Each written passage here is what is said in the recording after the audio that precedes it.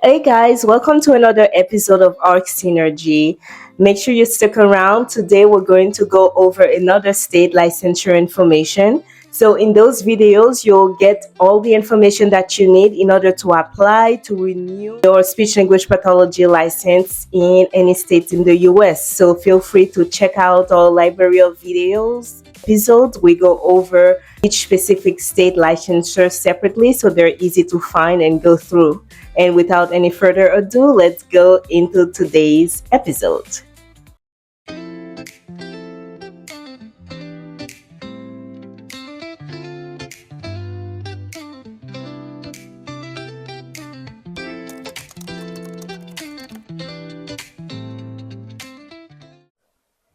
We are closing out this week on Georgia's SLP licensure information. So this week we're going to cover the renewal process for Georgia licenses. So Georgia has a few specific rules that can be easy to miss, especially if you're tracking multiple state deadline. The renewal deadline officially for Georgia is March 31st of odd numbered years. So it'll be next year on March 31st. So your CU hours have to be all clinically related hours. But before we get into that, so Georgia, the late window period, so where you can still renew if you miss the deadline, is from April 1st through April 30th. So you get the month of April to still complete your renewal application in case you miss the March 31st deadline. So the licenses will lapse starting on May 1st if it is not renewed. So, and like I was starting to say before, Georgia require 20 CEU hours or require all 20 hours must be clinically related hours. Now, the licenses must be renewed again by March 31st through the GOALS portal. There is a 1 month grace period. So now let's go over the fees. So the renewal fee, if you renew while your license is active, so by March 31st, your fee is $70. If you renew during the month of April, your fee will be $100. And it is lapse if you wait till May, then you'll have to go through a whole different process, which we'll go over in a minute. So now let's expand on the continuing education hours, so the CU hours. Like I said, you'll need 20 continuing education hours per biennium, so every 2 years. All 20 hours must be directly related to the SLP scope of practice. There can be no carryover of excess hours to the next biennium. And you need to, of course, retain all of your CE certificates for audit purposes. This is where I will do a shameless plug for our app, for the Arc Synergy app. You can store your certificates and we will keep them in store for you. And with one click, one button, you can request us and we'll email you all specific state license biennium certificates in case you get audited or if you need them to show proof for us some other reason as well. So that is all on the Arc Synergy app. Now let's talk about if it is your first time renewing your SLP license. So if this is your first cycle, you might not have to do all 20 CU hours for your first time renewal. So if you were approved in the first 6 months of the beginning of the biennium period, then you will need to do all 20 hours. But if you are approved in months 7 to 12 of the beginning of the biennium period, you will only have to do 15 hours. If your license was approved in month 13 through 18 of the biennium period, you only have to do 10 hours. And if it's from month 19 to month 24, you don't have to complete any CEU requirements until the next full cycle. So that is something to keep track of. if this is the first time that you're about to renew your license.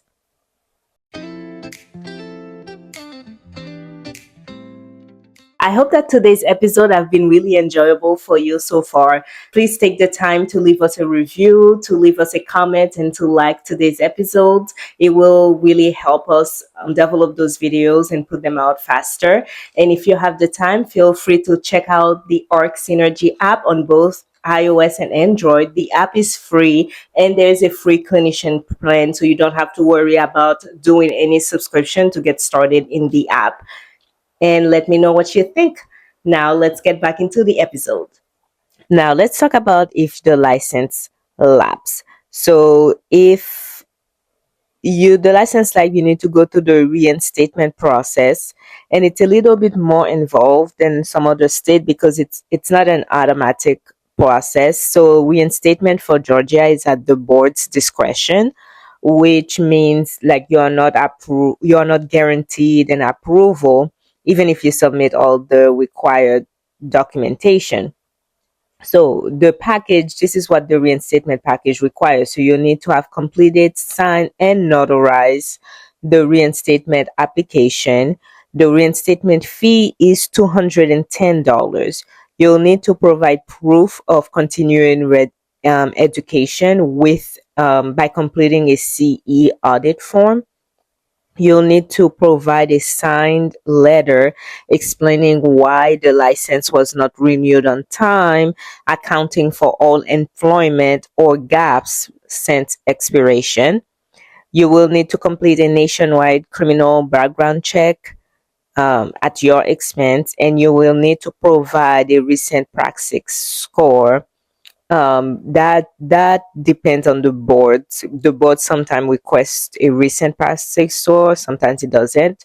It depends on how long your license has been lapsed. So the explanation letter is really important in that case. So because the board states that it uses it to evaluate whether there was unauthorized practice during your license lapse, so you might be sanctioned if that was the case. Now, let's talk about if you practice in the school system. So, if you're practicing in the school system and you hold a GAPSC educator certificate for school practice, so remember that certificate renews on a different timeline, so it doesn't sync with the SLP license renewal. So, those certificates are valid for 5 years, and renewals are processed December 1st to June 30th of the expiration year of that license, of that certificate. So the professional learning community's participation documented by your LUA supervisor. You will do it through the Georgia local unit of administration. You can maintain your HSCs that can show instead of the professional learning community credits that is required to renew the certificate if your LUA supervisor approves. And some other alternate routes as well can be by completing 6 semester hours at grade B or better. That will give you your LUA supervisor will determine the amount of credits that you get that will apply to your certification renewal. You can also complete a 1 year out of state experience in the school system, and if they're approved, that can be applied toward your certification as well. One thing to note though, those certification cannot be renewed with 2 unsatisfactory or ineffective or needs development ratings in the last 5 years unless those were remediated. So those are, especially for the performance-based certificates, they require 3 proficient or exemplary TKES ratings within 5 years. So that is something to keep in mind and something that you can work with your LUA supervisor on when it's time to renew your certificate. So for any questions or any additional information that you need We store the phone number and the email address of the board on the Arc Synergy app, and those are kept updated. So if you ever need to look up quickly how to contact any board within the US, we'll have that information, and that is a free information. When you download the app with a free account, you can access those information. The quick takeaway for Georgia. To recap, for Georgia renewal, the deadline is March 31st of odd numbered years, and the license will lapse. You have a 30-day grace period in April, and then your license will lapse in May if you do not renew. You need 20 clinically related CEU hours. There is a prorated schedule for new licenses. It is Any reinstatement process is at the board's discretion, and your application for a reinstatement application will need to be notarized. If you're an SLP working into the school system, you will have to renew your GAPSC certificate separately, and those certificates renew on a 5-year timeline.